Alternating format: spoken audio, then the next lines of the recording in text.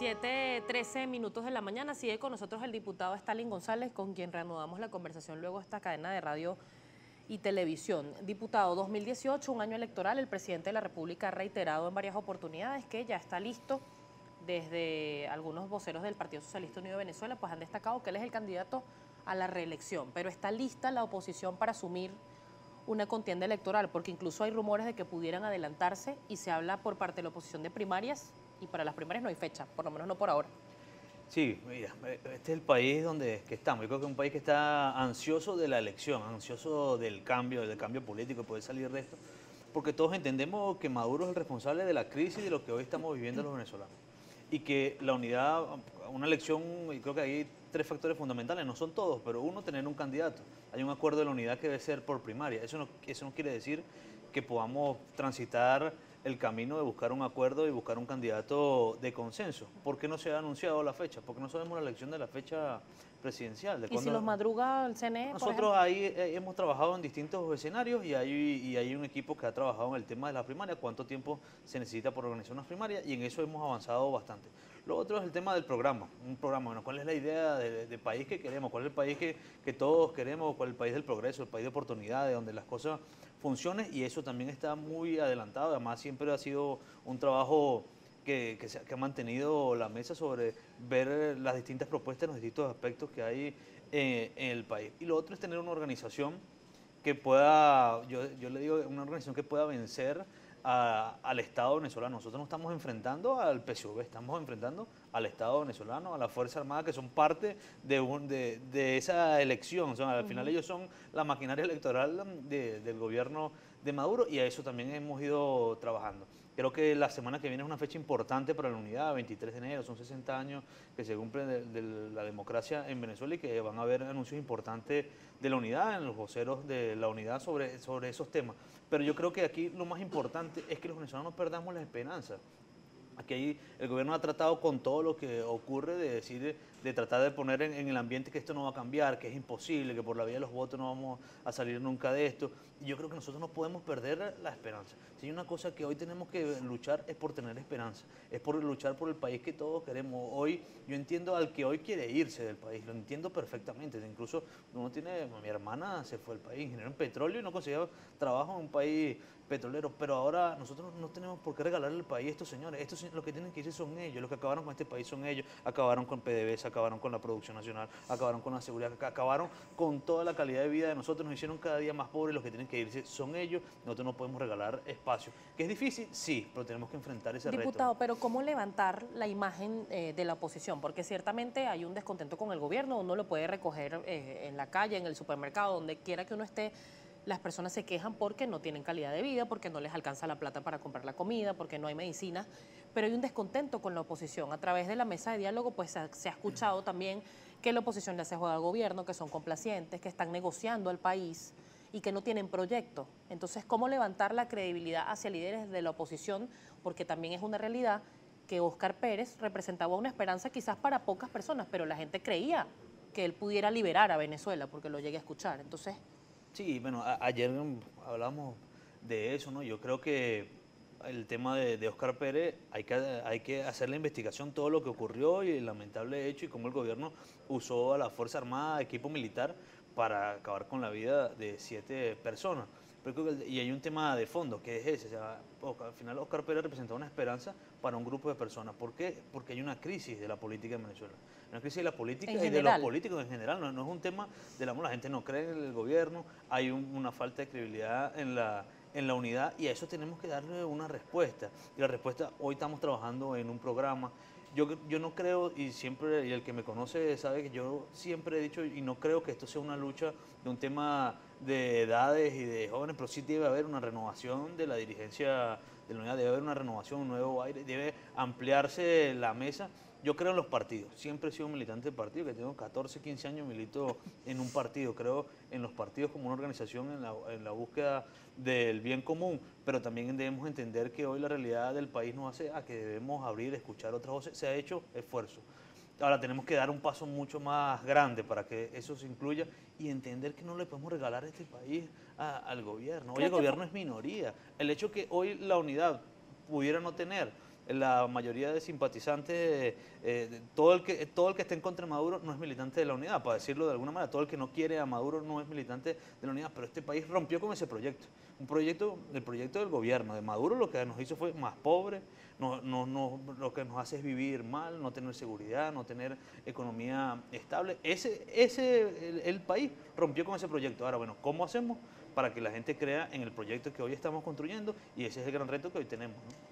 ¿Cómo lograr esto tomando en cuenta que una de las condiciones para el diálogo es precisamente el tema de las condiciones electorales? ¿Qué pasa si no se cambia el CNE? Si en el diálogo no se logra que se cambie a Tibisay Lucena como presidenta, si es una de las propuestas, la desconozco, pero ¿cómo lograr entonces participar en una elección cuando no se fue a al último comicio que fueron las municipales porque no habían condiciones? Mira, como te decía ayer en el programa de radio, yo creo que nosotros tenemos que dejar de ser monotemáticos, ¿no?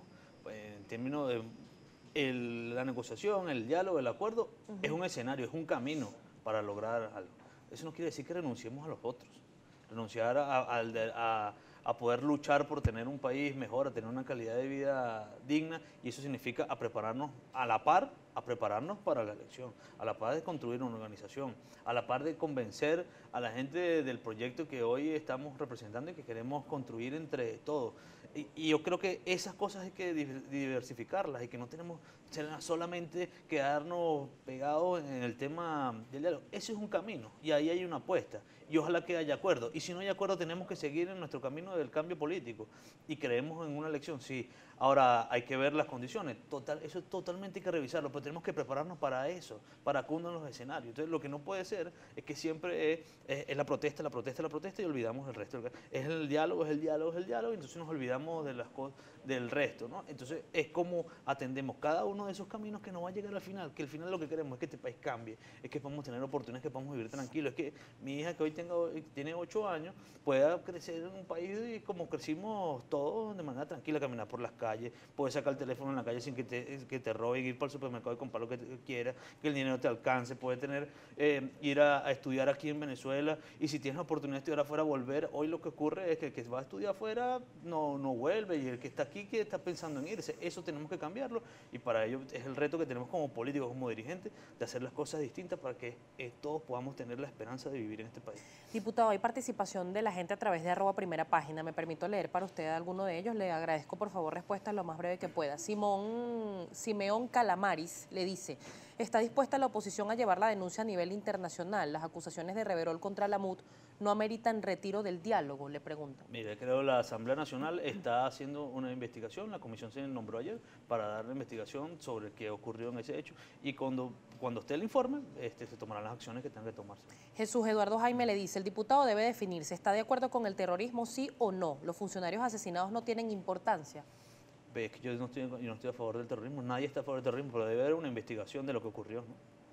Andrés Márquez le preguntan: ¿cuándo piensan hacer las primarias? Eso debe ser tema primordial en este momento. Bueno, estamos esperando, ahí hay un equipo trabajando, ya sabemos en cuánto tiempo se pueden montar las primarias, y lo que estamos esperando la fecha de la elección presidencial. Le preguntan por aquí la señora Seika Gómez: si bien es cierto, este es el peor gobierno que ha pasado por Venezuela, ¿qué se puede decir de la oposición? Han pasado 18 años y no han podido sacar ni con votos al chavismo. ¿Qué esperan? Que no hay un candidato por la oposición, todos quieren el poder, le preguntan. Yo creo que ahí hay, y disculpe que sea un pelo largo, pero aquí tenemos que entender que el gobierno durante 18 años ha tenido todo el control del poder, del dinero, de la Fuerza Armada, y nunca ha podido acabar con la oposición. Nosotros también tenemos que entender que la oposición no va a acabar con el gobierno o con el chavismo o con Maduro de un día para otro. Y es parte del enredo que hoy tenemos. Desde el 2015 creímos que íbamos a sacar al gobierno de un día para otro, y que aquí hace falta tener un plan a mediano y a largo plazo, y que hoy hay una oportunidad. Este año es un año importante para el país, no para la oposición, este es un año importante para el país, de poder lograr el cambio político que le dé un bienestar distinto al país, ¿no?